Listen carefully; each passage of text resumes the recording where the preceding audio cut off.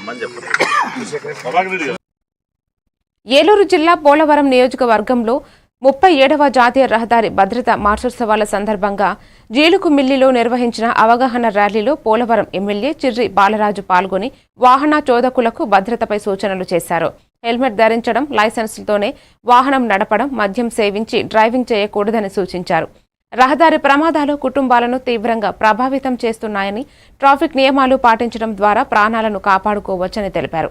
ఈ కార్యక్రమంలో ఆర్టీఓ అధికారులు, జనసేన జిల్లా కార్యదర్శి గడ్డమణగు రవికుమార్, మండల ప్రెసిడెంట్ పసుపులేటి రాము తదితరులు పాల్గొన్నారు.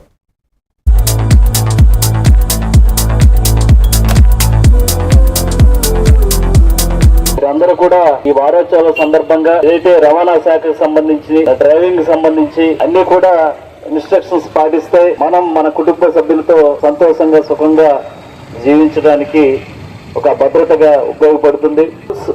సంబంధించి పిల్లలందరూ కూడా అవేర్నెస్ కార్యక్రమానికి రావడం జరిగింది. అందరూ రోజు హెల్మెట్ ధరించడం వల్ల మన కుటుంబానికి, మనకి చాలా సురక్షితం. ఈ కార్యక్రమాల్లో పాలు భాగస్తులు అయ్యి దిగ్విజయంగా ముందుకు తీసుకెళ్లాలని నేను మనస్ఫూర్తిగా కోరుకుంటున్నాను.